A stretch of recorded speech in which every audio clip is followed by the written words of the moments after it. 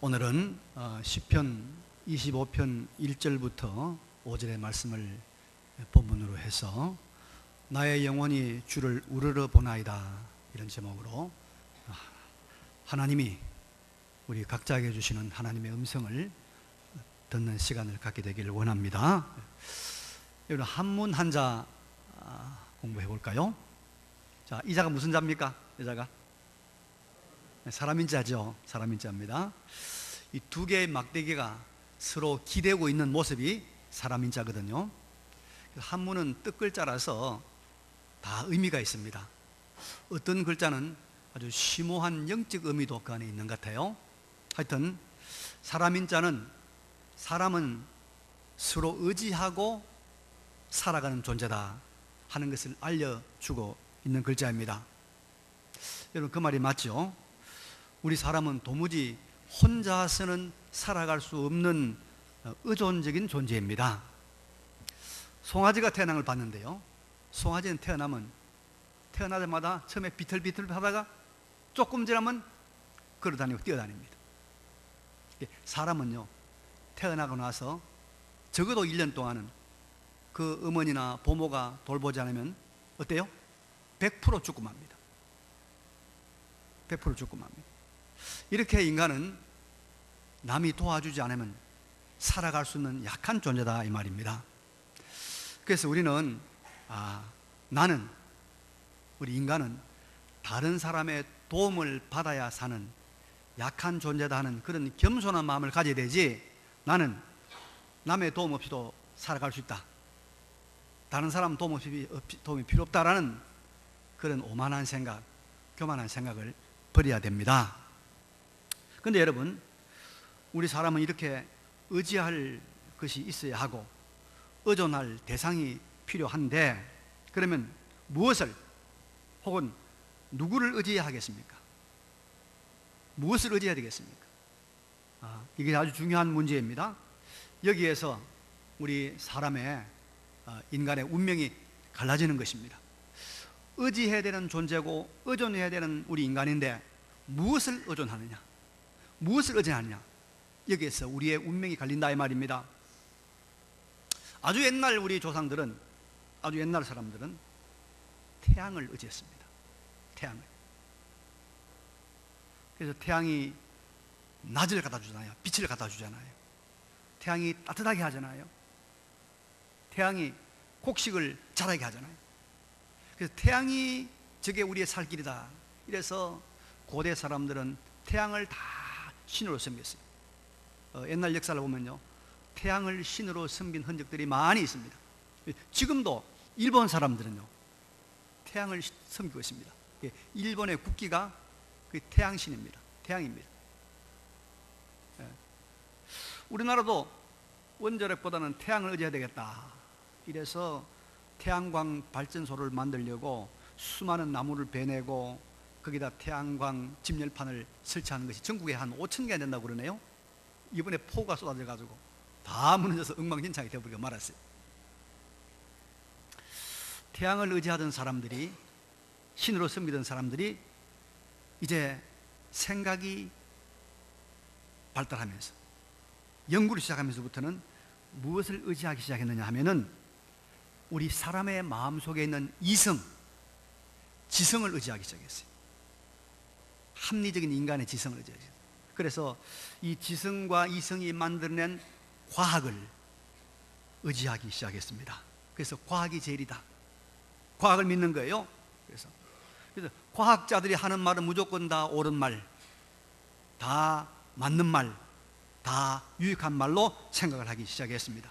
과학 제일주의, 과학 숭배주의가 됐습니다.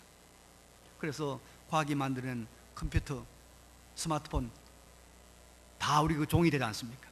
그죠? 철저하게 의지합니다. 근데 여러분, 이런 과학이 우리 인간의 죽음을 막아줍니까?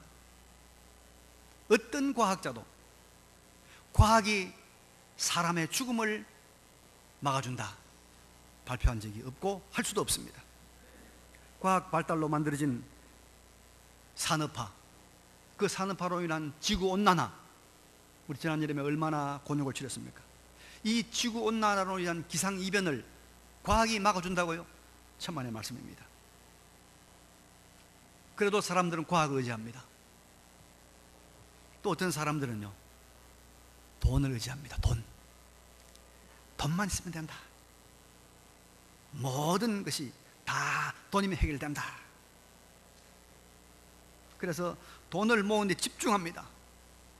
오직 모든 생각이 돈과 연결되어 있습니다. 그런데 여러분, 돈 있는 사람은 암에 안 걸리던가요? 돈 있는 사람은 치매 안 걸립니까? 그렇게 돈 많은 롯데그룹의 창업자 신기코 씨가 치매 걸려가지고 정신없이 하는 거 우리가 다 알지 않습니까? 돈 많은 사람은 불의의 교통사고가 안 만납니까? 돈 많다고 아이들 교육을 바로 시킵니까? 돈을 의지한다고 해서 우리가 행복하지 않습니다. 돈이 사람에게 좀 편리하지만은 정말 인간에게 필요한 생명, 건강, 평안, 자녀들의 진정한 그런 성공을 보장해 주지를 못합니다. 그래서 돈을 의지하는 사람, 물질을 의지하는 사람, 실수한 사람, 어리석은 길을 걸어가는 사람입니다. 이 의존의 선택을 잘못한 사람이다라고 우리는 확신 있게 말할 수가 있습니다. 그럼 여러분, 의존적인 우리 인간이 무엇을 의지하고 누구를 의뢰하고 누구를 믿어야 되겠단 말입니까? 본문의 다윗은 이런 고백을 하고 있습니다. 1절에 여호와여 나의 영혼이 주를 우러러 보나이다. 2절에 하나님이여 내가 주께 의지하여 싸우니 5절에 내가 종일 주를 기다리나이다. 다윗은 주 하나님을 의지하고 주 하나님을 의존하고 주 하나님께 구하는 삶을 살고 있다고 고백을 하고 있습니다. 여러분, 다윗의 이 고백이, 다윗의 이 결단이 맞는 것입니다. 우리 사람은 다른 것을 의지하면 실패합니다. 속습니다. 망하는 것입니다. 우리는 다윗의 고백처럼 하나님을 우러러보고 하나님을 의지하고 하나님의 도움을 바라는 사람이 되어야 인생의 바른 선택을 하는 것입니다. 인간이 바른 성공의 길을 걸어가는 것인 줄로 믿으시길 바랍니다. 여러분, 이것이 참 믿음입니다. 참 믿음. 우리가 믿음, 신앙 이야기 많이 하지 않습니까? 도대체 여러분, 참 신앙이라고 하는 것이 무엇일까요? 오랫동안 3대, 4대 교회생활, 신앙생활 잘하는 것이 참 믿음일까요? 전 참 그런 사람 보면 참 부러워요. 한 교회에서 1대, 2대, 3대, 4대 오랫동안 교회를 섬기는 가정들 참 우리 교회도 많았으면 좋겠어요. 그러나 여러분, 그것만 가지고는 그것이 진정한 신앙이라고 말할 수가 없습니다. 지난 금요일에 중국 심양에서 한족들을 대상으로 목회를 하는 한원홍 목사님이라고 우리가 옛날에 중국 단기 선교 갔을 때 만났던 목사님이 우리 교회를 방문했어요. 그래서 우리가 여러 이야기를 나눴는데 중국 교회가 굉장히 어려워졌다고 이야기를 하면서 자기 교회를 이야기하는데 심양에는 오해 시장 안에 있는 교회인데 그 교인이 한 700명쯤 된다고 그래요. 중국 사람들인데. 그런데 그 교회에서 신학교를 해요. 하면서 멀리서 온 그런 사람들을 불러다가 4년 동안 훈련시켜서 다시 이제 교육자로 파송하는데 제가 물어봤어요. 뭘 가르치냐 물어보니까 가장 기본적인 것이 뭐냐면 4년 동안에 성경을 100독 읽고 성경을 100독을 하고 그 다음에 기도를 하루 3시간 하는 훈련을 한대요. 요거 한 다음에 성경을 가르친다는 거예요. 제가 그 이야기를 듣고 참 대단하다고 생각했습니다. 여러분, 우리가 성경 많이 읽고 기도 많이 해야 됩니다. 한 달에 성경 20장 읽는 로고스 이거 하라고 해도 지금 반도 안 해요. 우리 목장 모임 때문에 금요 기도회가 없어서 금요일 수요일 밤에 좀 오셔서 기도도 하고 예배 드리자고 그렇게 강조해도 수요일 밤에 장로님 권사님, 집사님들 중에서 나온 사람이 몇 명 안 돼요. 열심히 나오시기 바랍니다. 근데 여러분, 이렇게 죽자사자 성경 읽고 하루 기도 3시간, 5시간, 7시간, 이것이 과연 믿음의 전부일까요? 물론 필요하죠. 꼭 그런 것은 아닙니다. 제가 아는 어느 교파의 교육자 양성원은 입학할 때 성경을 30독을 해야 돼요. 그리고 3년 동안 공부하면서 성경 100독 안 하면 졸업을 안 시켜줍니다. 근데 제가 그 교파를 가만히 보니까 나중에 문제가 생기니까요, 싸우기는 더 많이 싸우고 득스럽지 못하면 더 많이 일어나더라고요. 그래서 여러분, 믿음은 이런 외적인 것이 아닙니다. 형식이 아닙니다. 그 마음에 정말로 하나님을 의지하고 하나님을 의뢰하고 하나님을 바라보는가, 그것이 있느냐 없느냐가 믿음입니다. 직분도 문제 아닙니다. 경력도 문제가 아닙니다. 그 마음 속에 하나님을 참으로 의지하고 하나님을 바라보고 하나님을 의뢰하는가, 이게 믿음. 이런 말 있잖아요.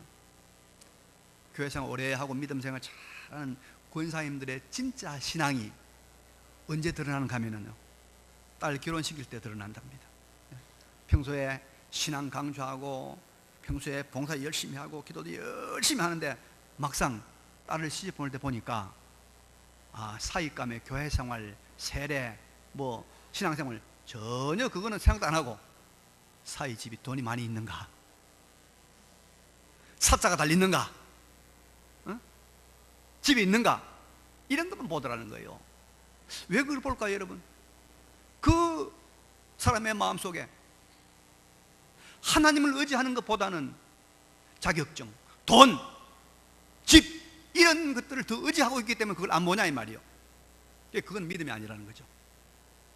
그래서 딸, 아들 결혼시킬 때 보면 그 부모의 믿음이 드러난다는 거예요. 우리 교회는 그런 사람이 아무도 없을 줄로 믿습니다. 여러분, 참 신앙은 하나님을 의지하는 것입니다. 하나님께 의존하는 것입니다. 하나님의 도움을 구하는 것입니다. 이 믿음으로 사시길 바랍니다. 그러면 우리가 이렇게 하나님 의지하는 참 신앙으로 살아가면 우리의 결말이, 우리의 미래가 어떻게 될까요? 보면 우리에게 확실한 답을 주고 있습니다. 2절에 보니까 나의 하나님이여, 내가 주께 의지하여 싸우니 나를 부끄럽지 않게 하시고 나의 원수들이 나를 이겨 개가를 부르지 못하게 하소서. 3절에 보니까 주를 바라는 자들은 수치를 당하지 아니하려니와 까닭없이 속이는 자들은 수치를 당하리이다.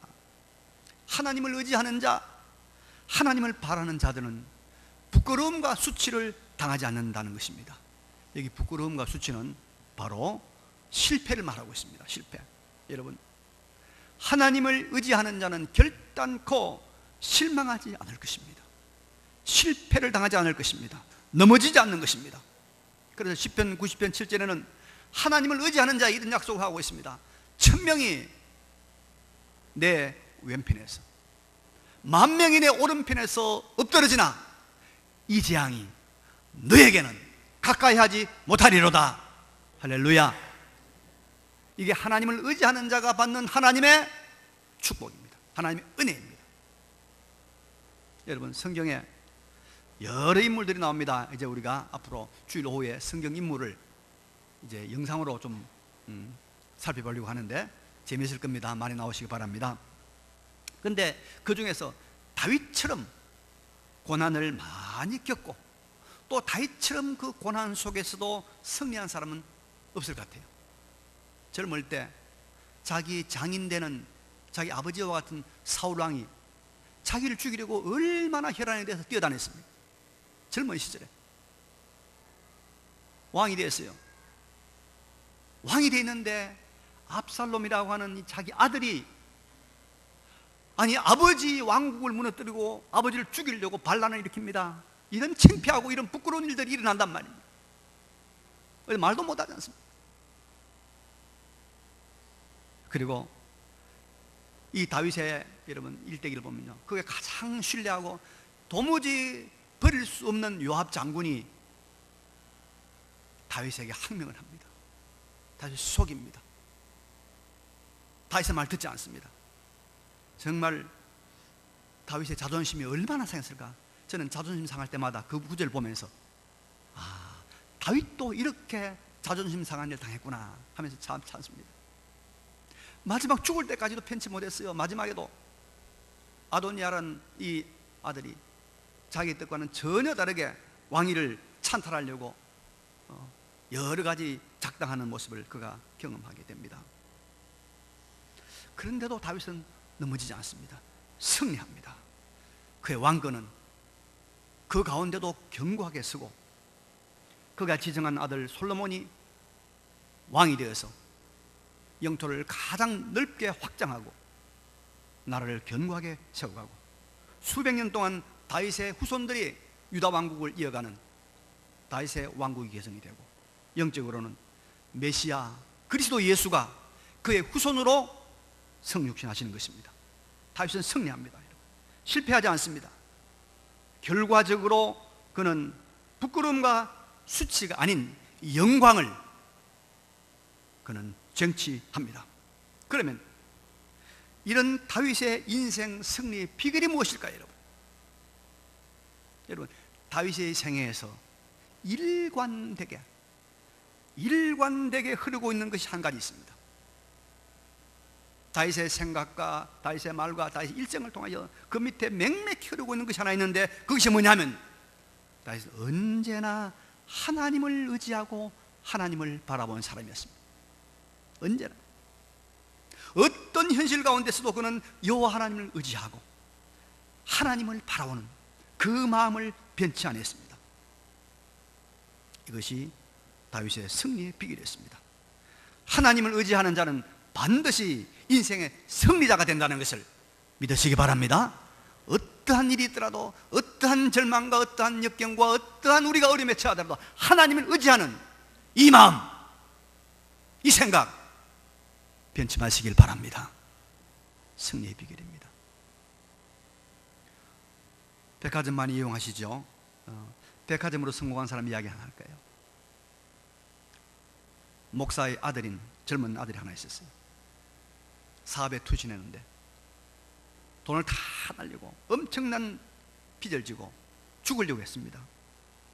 죽지를 못하고 이제는 정신이 이상해져서 격리병동에 들어가서 수용을 당해야 하는 그런 형편이 되었습니다. 어느 날 낭망하고 좌절한 그가 길을 걸어가는데 찬송 소리가 들리는 것입니다. 그래서 무거운 몸을 이끌고 맥없이 그것을 찾아갔는데 어떤 건물 특별실에서 기도회가 열리고 있는 겁니다. 자기도 모르게 그 기도회 뒷자리에 앉았습니다. 그런데 그때 그 기도에서 찬송이 하나 흘러나오는데, 그 찬송이 뭐냐? 우리가 잘 아는 찬송, 너 근심 걱정 말아라. 이 찬송이 들어오면서 그의 마음에 뜨거움이 일어난 겁니다. 그때 그가 사랑하는 하나님, 나는 아무것도 할 수 없습니다. 나는 하나님 의지합니다. 하나님 바라봅니다. 나를 좀 돌봐 주십시오. 나를 좀 돌봐 주십시오. 그렇게 기도하고 그때부터의 그의 심령이 회복이 됐습니다. 그리고 다시 사업을, 작은 사업을 시작했습니다. 그래서 하나님의 은혜로 그가 사업에 성공을 해서 미국에서 백화점 왕, 페니가 되었습니다. 백화점 왕. 여러분, 하나님을 의지하는 자는 결코 부끄러움을 당하지 않을 것입니다. 수치를 당하지 않을 것입니다. 반드시 제기할 것입니다. 하나님 의지하시기 바랍니다. 하나님 의지하는 사람, 하나님 바라보는 자가 승리합니다. 다윗의 고백입니다.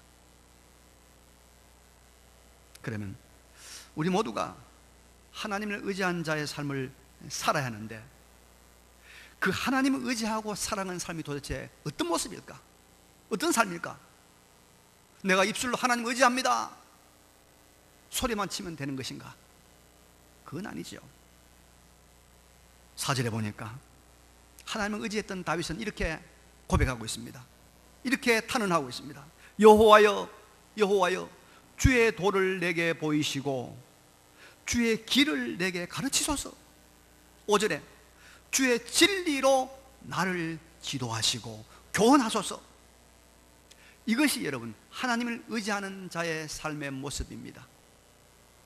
하나님을 의지하는 사람은 하나님의 도, 하나님의 길, 하나님의 진리, 하나님의 교훈, 하나님의 말씀을 받는 사람입니다. 받는 사람. 그래서 성도의 믿음은 사람들이 말하는 신념, 이것과 다른 것입니다. 사람들이 말하는 확신, 이것과도 다른 것입니다. 결단, 이것과도 다른 것입니다. 하나님을 믿는 믿음은 뭐냐? 하나님을 의지하는 그 의지는 뭐냐? 하나님의 진리, 하나님의 말씀의 교훈을 받는 것입니다. 그리고 그 교훈의 말씀대로 살아가는 것입니다. 이게 하나님을 의지하는 자의 진정한 모습이다 이 말입니다. 여러분 꼭 기억해야 됩니다. 기독교는 말씀의 종교입니다. 말씀의 종교입니다. 하나님의 말씀인 성경을 공부하고 성경 말씀을 삶의 원칙으로 삼아서 말씀대로 생각하고 말씀대로 말하고 말씀대로 행동하는 것이 진정한 믿는 자의 삶입니다. 성령께서 말씀을 통해서 죽은 영혼을 살아나게 하시고 말씀을 통해서 사람을 변화하게 하시는 것입니다. 그래서 여러분 말씀이 들려지는 것이 은혜요, 말씀을 순종하는 것이 축복입니다. 말씀이 들려지는 것이 은혜입니다. 말씀을 순종하는 것이 축복입니다. 교회사를 보면요, 말씀이 바로 연구되고 바로 가르쳐진 이 말씀 운동이 활발했던 그 시대는 영적으로 밝은 시대가 될 뿐만 아니라 도덕적으로 윤리적으로 바른 시대, 사회 경제적으로 행복한 시대가 되었습니다. 그런데 말씀이 약화되고 말씀이 없는 시대는 암흑 시대입니다. 우리가 중세 천년을 가르쳐서 천주교가 지배했던 중세 천년을 가르쳐서 암흑 시대를 말합니다. 그 시대는요, 교회당도 있었고 중세 시대 때 건축된 그 어마어마한 교회당들, 유럽에 가서 우리가 구경하잖아요. 건물도 있었고 미사도 있었고 예전도 있었고 노래도 있었고 기도도 있었지만 뭐가 없었습니까? 말씀이 없었습니다. 말씀이 없었어요. 그래서 암흑의 시대였던 것입니다. 그러나 우리 세계사에 찬란한 빛을 비춰주었던 이 종교개혁 시대는 말씀이 살아났습니다. 성경으로 돌아갔던 것입니다. 그래서 인류 역사가 새로운 시대, 새로운 전기를 맞이했던 것입니다. 근데 제가 가만 보니까요, 지금 거꾸로 된 것 같아요. 천주교는 다시 말씀을 공부하고 있고 개신교는 말씀 안 봐요. 우리 교회는 지금 말씀에 무관심합니다. 암흑 시대가 되고 있는 것 같아요. 안타까운 일입니다. 하나님을 의지하는 사람, 하나님의 도움을 받아서 필연적인 승리의 삶을 살아가는 사람은 반드시 말씀을 들어야 하고 말씀에 순종해야 됩니다. 그래서 예수님은 자기를 따르는 수많은 사람들 향해서 들을 귀 있는 자는 들으라, 들을 귀 있는 자는 들으라. 귀가 있지만은 듣는 귀가 없더란 말이에요. 지금도 귀가 있지만은 듣는 귀가 없어요. 듣는 귀가 없어. 들을 귀는 들으라. 우리는 하나님의 말씀이 하나님의 말씀으로 내게 들려지기를 기도해야 될 줄로 믿습니다. 그래서 오늘 먼저 교회 오면은 미리 와서 하나님, 오늘 하나님의 은혜로 하나님의 말씀이 하나님의 살아있는 말씀으로 들려지는 은혜를 주십시오. 기도하시기 바랍니다. 기도해야 되는 거예요. 그리고 그 들려진 말씀이 내가 삶 속에 실천할 수 있는 그 힘을 달라고 기도해야 됩니다. 여러분, 말씀 안에는 하나님의 영원한 약속이 있습니다. 한결같은 하나님의 사랑의 말씀이 있습니다. 우주 만물을 창조한 하나님의 위대한 권능이 말씀 가운데 역사하고 있습니다. 그게는 하나님의 깊고 오묘한 지혜와 지식이 있는 것입니다. 말씀을 순종하는, 그래서 말씀을 순종함으로 참으로 하나님 의지하는 것을 보여주는 참 믿음의 사람이 되시기를 바랍니다. 그렇게 하나님 의지하는 자, 하나님 결코 실망시키지 않습니다. 부끄러움과 수치를 당하지 않게 한다, 이 말씀입니다. 여러분, 이사야 49장에는 하나님을 의지하는 자, 말씀을 붙잡은 사람에게 이런 약속하고 있습니다. 주 여호와가 이같이 이르노라. 내가 문 나라를 향하여 나의 손을 들고 민족들을 향하여 나의 기치를 세울 것이라. 그들이 하나님을 의지하는 자, 내 아들들을 품에 안고 내 딸들을 어깨에 메고 올 것이며, 왕들은 내 양부가 될 것이고 양아버지가 될 것이고, 왕비들은 너의 유모가 될 것이다. 너의 아들의 유모가 될 것이다. 그들이 얼굴을 땅에 대고 내게 절하고 내 발에 티끌을 핥을 것이니 내가 나를 여호와인 줄 알리라. 나를 바라는 자는 수치를 당하지 아니하리라. 나를 바라는 자는 수치를 당하지 아니하리라. 이 말씀이 우리 안에 반드시 이루어질 줄로 믿습니다. 이 말씀을 정리하고 마치려고 합니다. 여러분, 우리는 무엇을 의지해야 되는 약한 존재입니다. 약한 존재. 우리가 겸손한 마음을 가져야 됩니다. 우리는 과학도 돈도 학문도 사람도 의지하지 말고 우리는 누구를 의지해야 됩니까? 하나님 의지해야 됩니다. 그래야 승리합니다. 그래야 수치당하지 않습니다. 그래야 우리가 실패하지 않습니다. 성공한 인생이 됩니다. 여호와를 의지하는 삶이 어떤 삶일까요? 여호와를 의지하고 여호와를 바라보는 삶이 어떤 것일까요? 하나님의 말씀을 듣고 그 말씀을 우리의 삶 속에 그대로 살아내는, 말씀과 결부된 삶을 살아가는 것이 참으로 하나님을 의지하는 자의 삶, 믿음을 가진 자의 삶입니다. 이 믿음이 우리 가운데 살아 역사하는, 약동하는 우리 모두의 생동하는 신앙 되시기를 간절히 바랍니다. 이 말씀을 기억하시면서 잠깐 결단의 기도를 드리겠습니다. 그러고 가시고 전능하신 우리 아버지 하나님,